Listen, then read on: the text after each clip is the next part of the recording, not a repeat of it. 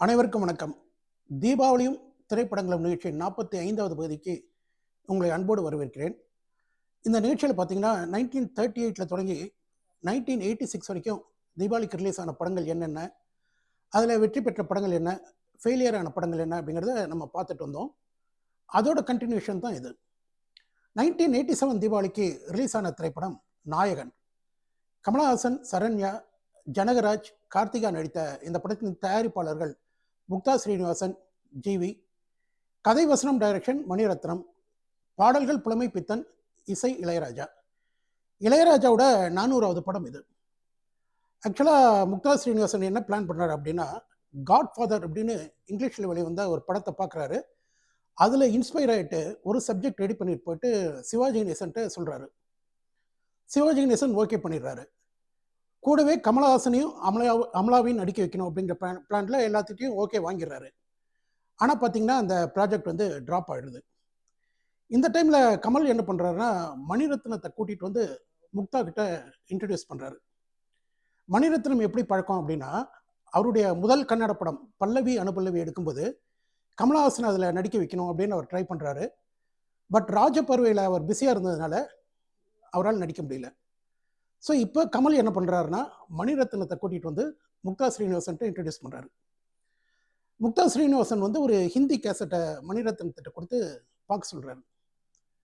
But அந்த கேசட்டை பார்த்துட்டு மணிரத்னம் வந்து ரிஜெக்ட் பண்ணிடுறாரு.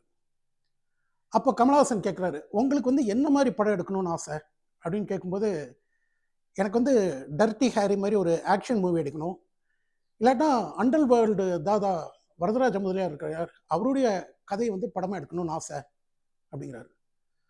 வரதராஜ முதலியார் கதையை எடுக்கணுமா, சரி இது நல்லா இருக்கே அப்படின்ட்டு கமலும் ஓகே பண்ணிடுறாரு. ஸோ அந்த ப்ராஜெக்ட் வந்து இப்படி தான் ரெடி ஆகுது.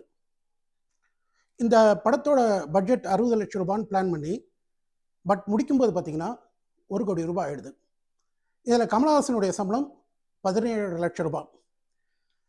ஸ்டண்ட் சீக்வன்ஸ்லாம் நல்லா இருக்கணும்னு சொல்லிட்டு என்ன பண்ணுறாங்கன்னா, ஷோலே படத்தில் ஒர்க் பண்ண அந்த கலைஞரை கூட்டிகிட்டு வந்து நடிக்க வைக்கிறாங்க. ஜிம் ஏலன் அப்படின்னு அவருடைய பேர். ஆனால் அவருடைய பட்ஜெட் பார்த்தீங்கன்னா ஒரு நாளைக்கு 2 லட்சம் ரூபாய் ஆயிடுது. ஸோ 3 நாளைக்கு மேலே முக்தா ஸ்ரீனிவாசன் என்ன பண்ணிடுறாரு, இது வேண்டாம் அப்படின்னு சொல்லிட்டு அதையும் ட்ராப் பண்ணிடுறாரு. கமலஹாசனோட பொண்ணை நடிக்க வைக்கலாம் அப்படின்னு பிளான் பண்ணிட்டு வந்து சுஹாசினியை தான். ஆனால் கடைசியில் அதுவும் ட்ராப் ஆகிட்டு கார்த்திகா வந்து செலக்ட் ஆகிறாங்க. அதே போல் வந்து ரகுவரனை வந்து அந்த போலீஸ் ஆஃபீஸர் வேஷத்தில் நடிக்க வைக்கலாம் அப்படின்னு மணிரத்னம் பிளான் பண்ணுறாரு. ஆனால் நாசர் இன்ட்ரோடியூஸ் பண்ணுறது வந்து கமல் தான். ஸோ அங்கே வந்து ரகுவரன் போயிட்டு நாசர் வந்துடுறாரு. இப்படி ஏகப்பட்ட மாற்றங்கள் படம் ஆரம்பிக்கிறதுக்கு முன்னாலேயே. தோட்டாதரணி வந்து பாம்பேயில் இருக்கக்கூடிய தாராவிங்கிற பகுதியை அப்படியே வந்து ஒரு செட்டாக போடுறாரு மெட்ராஸில். ஏகப்பட்ட துணை நடிகர்களை வச்சு ரொம்ப கிராண்டாக இந்த படத்தை வந்து ஆரம்பிக்கிறாங்க. இந்த படத்துக்கு வந்து கமலஹாசன் மெனக்கெட்டது போல் அவர் எந்த படத்துக்குமே மெனக்கெடலை அப்படின்னு கூட நம்ம சொல்லலாம். ராயல் என்ஃபீல்டில் ஜிஎம்மாக ஒர்க் பண்ணிட்டு இருந்த கிட்டி வந்து இந்த படத்தில் நடிக்கணுங்கிறனால தன்னுடைய வேலையை வந்து ரிசைன் பண்ணிட்டு வராரு.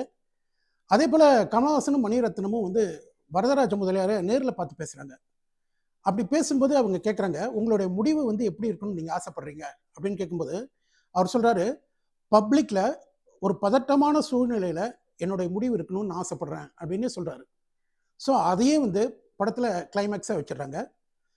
இசை வந்து இளையராஜாவுடைய 400வது படம் அப்படிங்கிறதுனால எல்லா பாடல்களுமே அருமையான பாடல்கள். நீ ஒரு காதல் சங்கீதம், நான் சிரித்தால் தீபாவளி, தென்பாண்டி சீமையிலே, தேரோடும் வீதியிலே, நிலா அது வானத்து மேலேன்னு எல்லா பாடல்களுமே சூப்பர் ஹிட் பாடல்கள். கமலஹாசனுக்கு வந்து தி பெஸ்ட் ஆக்டர் அவார்டு கிடைச்சது. அதே போல் பெஸ்ட்டு ஒளிப்பதிவாளர் அப்படின்ட்டு பிசி ஸ்ரீராமுக்கு கிடைச்சது. பெஸ்ட் ஆர்ட் டைரக்டர்னு தோட்டாதரணி. இவங்க 3 பேருக்கும் தேசிய விருது கிடைச்சது. படம் 175 நாட்கள் உடைய ஒரு வெற்றி திரைப்படம். 21/10/87 தீபாவளிக்கு ரிலீஸ் ஆன திரைப்படம் மனிதன். ரஜினிகாந்த், ரூபினி, ஸ்ரீவித்யா, ஜெய்கணேஷ், ரகுவரன் நடித்த இந்த படத்திற்கு கதை விசி குகநாதன், திரைக்கதை வசனம் பஞ்சு அருணாசலம், பாடல்கள் வைரமுத்து, இசை சந்திரபோஸ், தயாரிப்பு ஏவிஎம், டைரக்ஷன் எஸ்பி முத்துராமன். அமாவாசையில் பிறந்தவனின் கதை அப்படின்னு ஒரு கதையை வந்து விசி குகநாதன் எழுதுறாரு.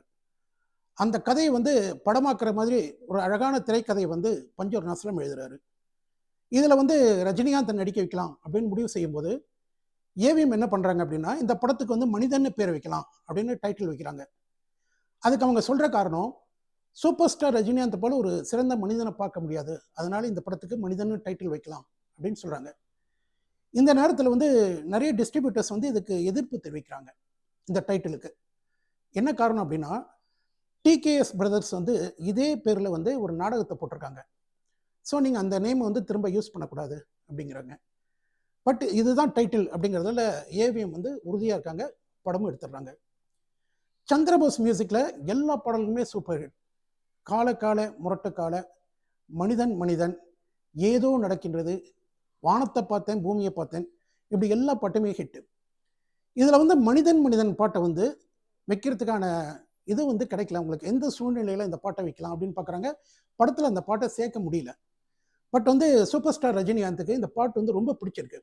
ஸோ அதனால் இந்த மனிதன் மனிதன் அப்படிங்கிற பாட்டை வந்து டைட்டில் சாங்காக வைக்கிறாங்க. படம் 175 நாட்கள் ஓடி 7,5 கோடி ரூபாய் வசூல் பண்ணி இண்டஸ்ட்ரி ஹிட் ஆச்சு. தீபாவளிக்கு ரிலீஸ் ஆன படங்கள்லேயே அதிகமான வசூலை பெற்ற படம் அப்படின்னு மனிதன் படத்தை தேர்ந்தெடுக்கிறாங்க. படத்தின் வெற்றி விழா வந்து அடுத்த வருஷம் ஏப்ரல் மாதம் 88 வந்து ஏவிஎம் ராஜேஸ்வரி கல்யாண மண்டபத்தில் நடந்தது. 1987 தீபாவளிக்கு ரிலீஸ் ஆன இன்னொரு திரைப்படம் இவர்கள் வருங்கால தூண்கள். பிரபு, அம்பிகா, ரகுவரன், ரவிச்சந்திரன், ஜெயசித்ரா, நாகேஷ் ஒரு பெரிய நட்சத்திர பட்டாளமே நடிச்சிருக்கோம். இந்த படத்தை தயாரித்தவர் வந்து தக்காளி ஸ்ரீனிவாசன், இசை டி ராஜேந்தர், எழுதி இயக்கியவர் வெங்கட். பிரபுவுடைய 50வது திரைப்படம் இது. டி ராஜேந்தரோட பாடல்கள் எதுவுமே இந்த படத்தில் வந்து படத்தோட வெற்றிக்கு கை கொடுக்கவே இல்லை.